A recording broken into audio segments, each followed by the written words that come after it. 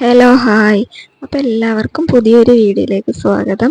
നമ്മളിന്ന് cauliflower fry ചെയ്തതാണ് കേട്ടോ ഉണ്ടാക്കാൻ പോണത്.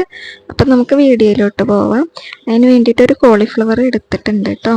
അത് നമ്മൾ വിനാഗിരിയും ഉപ്പും മഞ്ഞൾപ്പൊടിയും ചേർത്തിട്ട് തിളപ്പിച്ച വെള്ളത്തിൽ ഒരു 10 മിനിറ്റ് നമ്മൾ ഇങ്ങനെ വെക്കുന്നുണ്ട്. അതിൻ്റെ ശേഷം നമുക്ക് നല്ല കഴുകി എടുക്കാം കേട്ടോ. അപ്പോൾ നമ്മളത് ഒരു കൊട്ടയിലേക്ക് മാറ്റിയിട്ട് നമ്മൾ നല്ല കഴുകണുണ്ട്.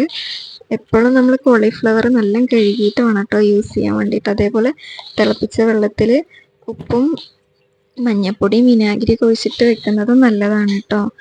ചില കോളിഫ്ലവറിൽ കേടുണ്ടാവാറുണ്ട് കേട്ടോ. അത് പോകാൻ വേണ്ടിയിട്ട് ഇതേപോലെ ചെയ്യുന്നത് നല്ലതാണ്. അപ്പോൾ നമ്മൾ അങ്ങനെ ചെയ്തിട്ട് മാറ്റിയ കോളിഫ്ലവർ നല്ല കഴുകുന്നുണ്ട് കേട്ടോ. പിന്നെയും ഇത് മാറ്റി വയ്ക്കാം കേട്ടോ. ഇനി മസാല തയ്യാറാക്കാർക്ക് വെളുത്തുള്ളിയും ഇഞ്ചിയും കുരുമുളകും കറുവപ്പട്ടയും പെരിഞ്ചീരകവും ചതച്ചെടുക്കുന്നുണ്ട്. പിന്നെ ഉപ്പും മഞ്ഞൾപ്പൊടിയും മുളക് പൊടിയും ഈ ചതച്ചതും കൂടി ചേർത്ത് നല്ല മിക്സ് ചെയ്യണം കേട്ടോ.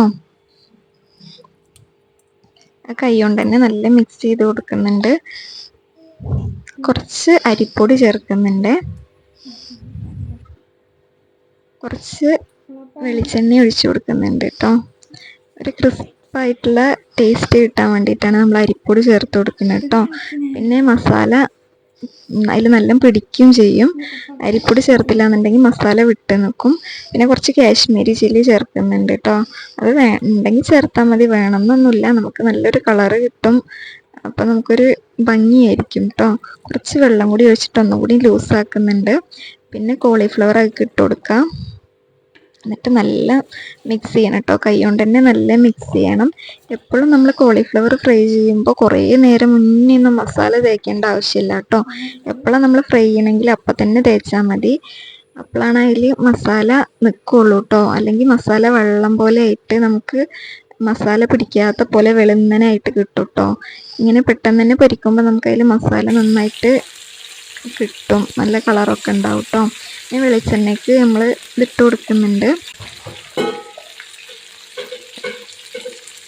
ഒരു ഭാഗം നമുക്ക് നല്ലൊരു ഗോൾഡൻ കളറായി കഴിഞ്ഞ് കഴിഞ്ഞാൽ നമുക്ക് മറിച്ചിടാം കേട്ടോ. ഒരു ബ്രൗൺ കളറൊക്കെ ആയിക്കഴിഞ്ഞാൽ നമുക്ക് മറിച്ചിടാം. മറിച്ചിട്ടിട്ട് പിന്നെ കൂടുതൽ ടൈം വെക്കുകയൊന്നും വേണ്ട, നമുക്ക് പെട്ടെന്ന് തന്നെ ആയിക്കിട്ടും കേട്ടോ. അപ്പോൾ ഈസി ആൻഡ് ടേസ്റ്റി ആയിട്ടുള്ള കോളിഫ്ലവർ ഫ്രൈ നമുക്ക് റെഡിയായി കിട്ടിയിട്ടുണ്ട് കേട്ടോ.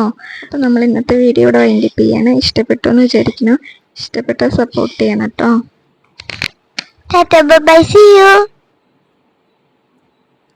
ലൈക്കും ഷെയറും സബ്സ്ക്രൈബും ചെയ്യാൻ മറക്കല്ലേ. സൂപ്പർ.